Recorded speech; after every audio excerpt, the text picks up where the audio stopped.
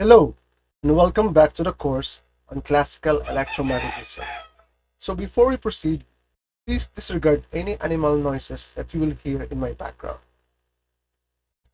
So from your basic electromagnetism, you have defined current as the time derivative of charge, dq dt. Here we will emphasize that current is a vector.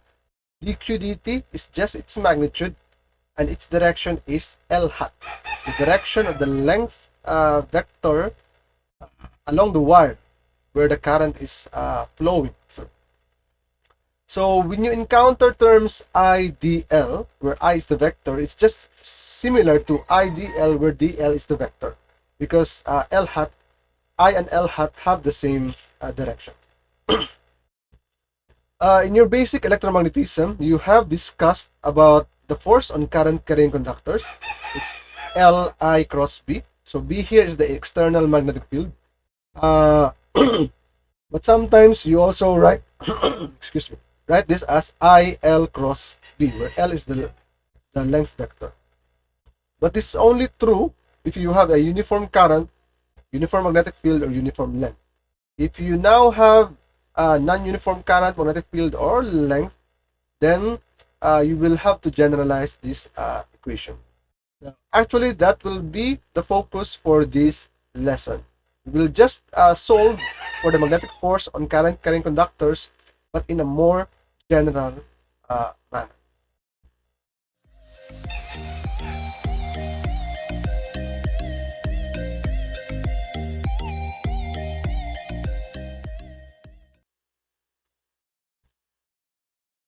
So current, based on our initial definition, current is dq dt and its direction is L hat. So from electrostatics, the differential charge, if you have a line charge, so since current is basically just line charges with linear charge density lambda moving with a group velocity v, then dq is just lambda dl from our electrostatics dt. So the term here dl dt, change in length over change in time, and its direction is L hat. That is now your velocity, the velocity of your line charges moving as a group. So current is just related basically to the linear charge density lambda moving with the velocity. If you expose this line charge density moving with the velocity v, or if you expose this current to an external magnetic field, it will experience a force due to the external magnetic field equal to, it's now an integral form. So if you have one charge, it's just equal to q v cross b. But if you now have a differential charge dq, it will now become dq v cross b, or v cross b dq, integral of that one. So the term v dq here, if you replace dq by lambda dl and v by dl dt L hat, so you will get, or if you replace v by I over lambda, and you will get this result. So the v dq here is just equivalent to I d. So the force is now I cross b dl. So this will be the force experienced by a line current, or a current flowing through a wire. Now, there are cases where your current will move in two directions, or will move in a surface, along a surface. So in that case, you will now define a density called surface current density, K. And it's just the current, differential current over the differential length, where this length is perpendicular to the direction of the current. So the direction of the current is still the same as the direction the direction of the surface current density is just the same as the direction of the surface current I. So for instance, if these are your surface current I, the red arrows, then the DL here is the line perpendicular to the current. It just measures how much current is crossing this line. So that's the meaning of the surface current density. How much current is crossing this line? So current per unit length. And of course, it's related to the surface charge density times the velocity.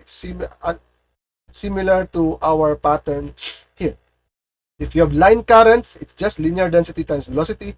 If you have surface currents, then you have sigma times the velocity. So take note, the source of the surface currents are just the surface charges. But instead of being static, they are now moving with the velocity v. Hence, you create surface currents.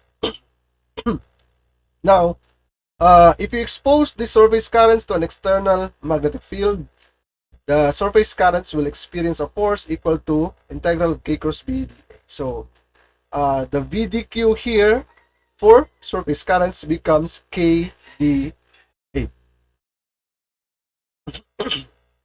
Similar to electrostatics, if you have surface charges, the electric field is discontinuous, meaning the electric field is not the same below and above the surface. So similarly, for magnetic field, the magnetic field is discontinuous if you have surface currents. So if you have surface currents, then the magnetic field below the surface and the magnetic field above the surface will not be the same. It will be discontinuous. So if your current is now moving in 3 dimensions, then you will have volume currents. And it's just defined as the current per unit area.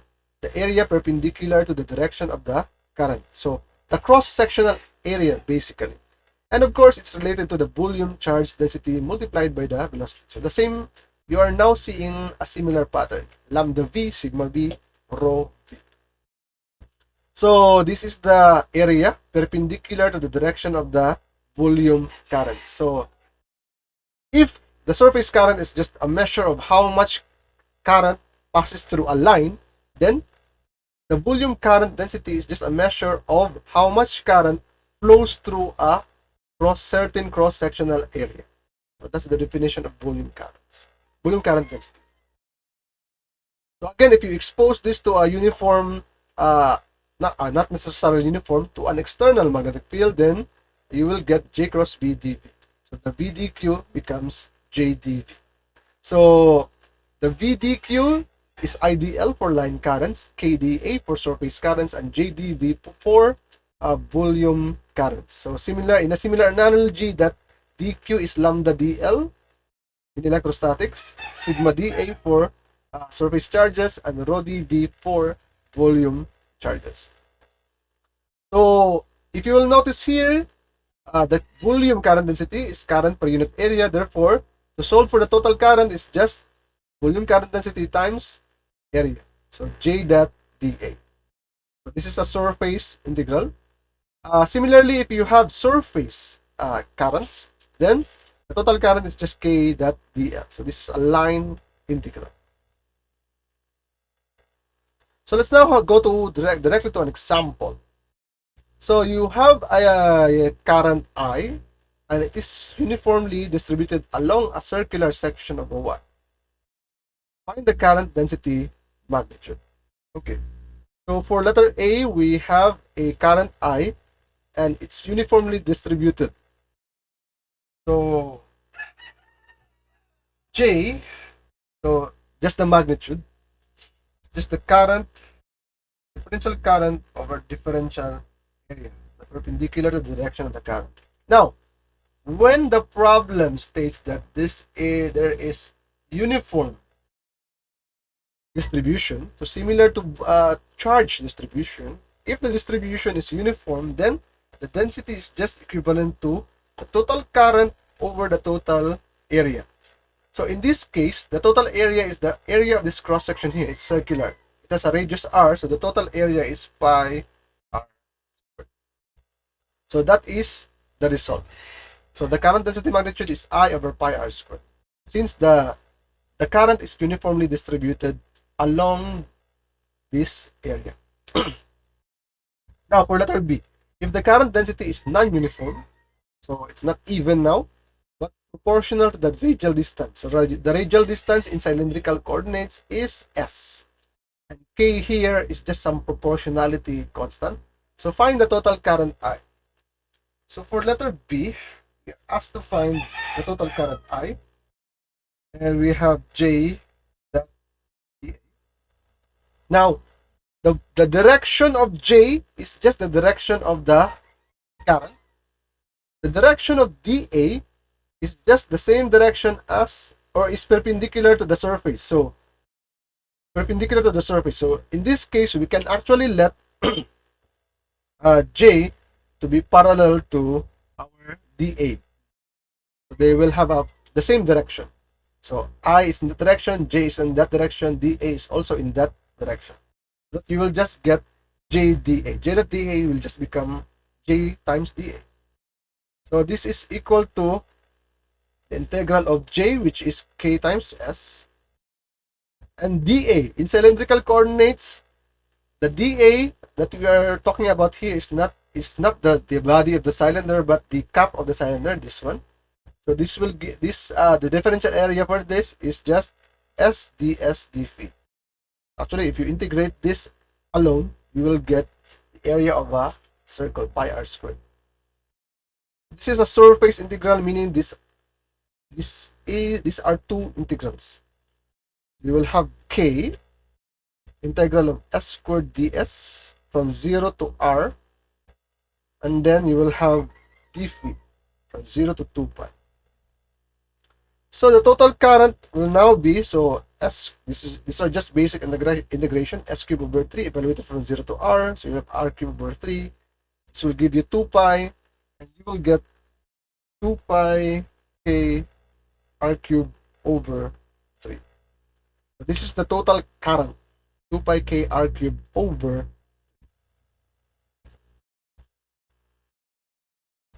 So these are the summary of our results. So let's now go on to another example. So here you have a square loop with side A, and it is immersed in a non-uniform magnetic field. So this is the non-uniform magnetic field B. It's KZ, and it's directed x hat. So it's directed along the positive x-axis, and it depends on Z. Meaning, at Z is equal to 0, the magnetic field is 0. So Z is equal to 0 are the lines or the plane, the XY plane. So Z is equal to 0 is this plane, the XY plane. This plane. In this plane, the magnetic field is 0. But as you go along higher values of Z, the magnetic field is actually increasing. So at very large Z, the magnetic field is also very large. So you will notice that the magnetic field here is non-uniform. So actually, if you try to draw this, so something like this, at smaller values of Z, the magnetic field becomes weaker and weaker, but at higher values of Z, the magnetic field becomes larger and larger. So that's the distribution of the magnetic field with respect to position. But still, even though it's a varying magnetic field, it's still a magnetostatic field, because it's not changing with time. The distribution is just like that at all times. It doesn't change. So this length here doesn't change with time. It doesn't change with time, but the magnetic field varies with position. Okay. So how do you find the force? So to solve for the force, we use this equation, I cross B.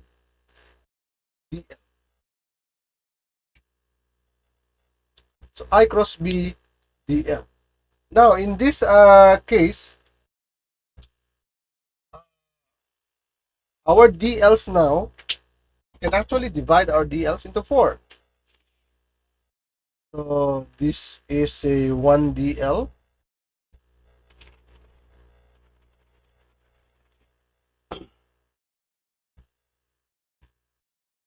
And this is another dl. So this is our dl1. This is our dl2. And this here is our differential length dl3. This here is our differential length dl4. So obviously DL1 is along this axis, so this is DZ. And DL2 is obviously along this axis, so this is actually DY.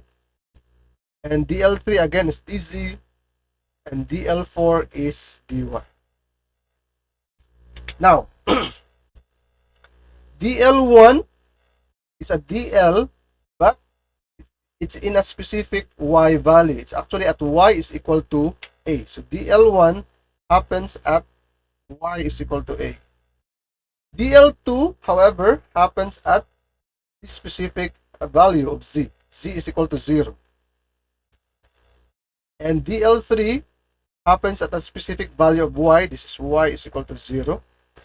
And DL4 happens at specific value of Z. This is at Z is equal to A. So take that this is a square loop. The length of the sides are 8. Okay. So we will divide this integral into 4 integrals because we have 4 DLs. So you will get something like this. So the force now will be integral of I1 plus B DL1 I2 plus B DL2 plus I3 plus B DL3 lastly I4 plus B DL. Now these 4 currents are just the currents flowing through each of the sections or segment of the wire, and they all have the magnitude I. They just have different direction. For example, I1 here is the current flowing through this section. Its magnitude is I. Its direction is towards the negative Y axis. So I'm just gonna solve one. I'm just gonna solve one term here, one integral. You do the rest. I'm just gonna solve this integral here. So this integral reduces to I1. Magnitude is I. Its direction is in this direction. That is negative Z axis, so negative Z hat. You cross it with the magnetic field, which is KZ, and the direction is X hat.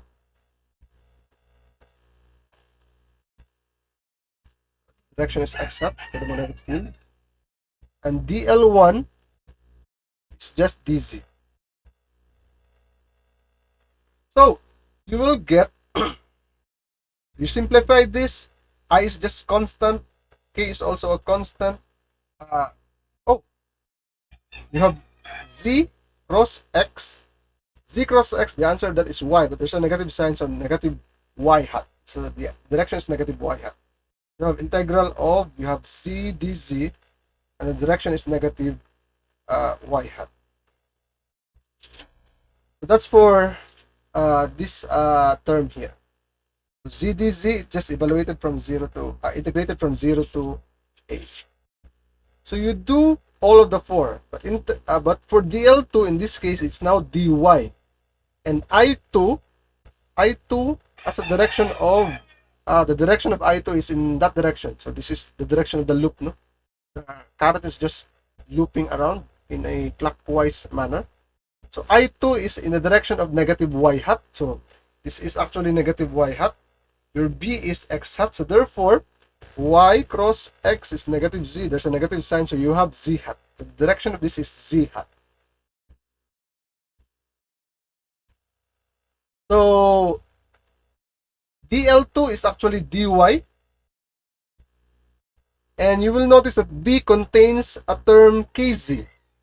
But since there's no Z integration here, and DL2, as I mentioned earlier, happens at Z is equal to 0. Therefore, you need to evaluate the Z in B here to 0. So therefore, this is 0. Second term is 0. For DL3, evaluate that at y is equal to 0, since there's no y there, so this term will not be equal to 0. For the last term here, DL form is evaluated at z is equal to a, so this will also not be equal to 0. So the final answer, if you integrate all of this, will look like this. So ik a squared, and then the direction is negative z hat. So this whole loop here, because of the magnetic field, which varies with z and directed upwards. So at this side of the loop, the magnetic field is stronger. At this side of the loop, the magnetic field is actually 0 at this side of the loop. So there will be a force in the negative z direction. So in this case, there will be a force exerted on the loop to the left. Again, this happens because the magnetic field varies with position. Magnetic field varies with z. In the event that this magnetic field is uniform, the total magnetic field or the total force will actually become 0. That's actually what you learned in your basic electromagnetism. If you have a uniform magnetic field, the force on any loop exerted by a uniform field is 0. But in this case, it's non-zero because B is not uniform. Okay. For our last example, we have a current flow I flows down a wire of radius r. So it's similar to our first example. Now, there are two questions. If I is uniformly distributed through the surface, what is the surface current density magnitude? Okay. So for letter A, we have a uniform surface distribution. So the total current I is only distributed on the surface of the wire. It's not in the volume of the wire. So we have surface currents. So in this case, K, which is originally defined as di dl perpendicular, in this case, since uniform, this uniform distribution, again, it's uniform, then the density is just equal to the total current over the total length. I over the total length. So the question now is, what is the total length of the line perpendicular to the current? So the line perpendicular to the current is this line, which forms a circle. That's our DL perpendicular. The line that's perpendicular to the surface current. And that line actually forms a circle. And you will notice, of course, that's just the perimeter. The total length is just the perimeter of the circle. It's 2 pi r.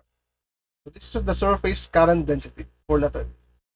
Now for letter B, if the volume current density is inversely proportional to the radial distance, what is the volume current density magnitude? Okay. So it's similar to the first problem, but now it's inversely proportional. So meaning that there's some proportionality constant K, and it's inversely proportional to the radial distance S. So what does this mean physically? This means that the current is more concentrated at the center of the cylinder as compared to the first example. So as S approaches 0, J becomes very large. Actually, it becomes infinite at S is equal to 0. Okay. So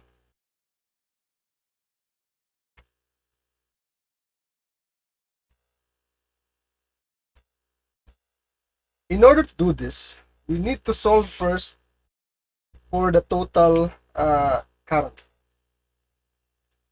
So the total current is just JDA. So we will assume here that J is parallel to DA in the same manner as the first example. So that we will get rid of the dot product J dot DA. Okay. So again, DA is the SDS dphi, and J is K over S. So I will take out the constant. and then you have 1 over S, and you will have dA, which is S ds dphi, so S will cancel out, so you will just have ds dphi, and this is a surface integral, meaning two integrals, integral of ds from 0 to r, integral of dphi from 0 to 2 pi, and this will actually give you 2 pi k r. So this is the total current.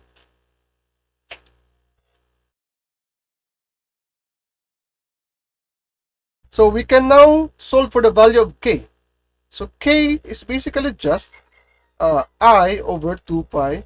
So we now have solved for the proportionality constant. So what we're asked in the letter B is the value of j, the actual value of j. So meaning we only need to solve for the proportionality constant. So j is now equal to this one. So I over 2 pi s. So this is our volume current density magnitude, and it's inversely proportional to S. And actually, at S is equal to R, at the surface, the J is I over 2 pi R. And that's actually the minimum value of J, because the maximum value of J happens as S approaches 0.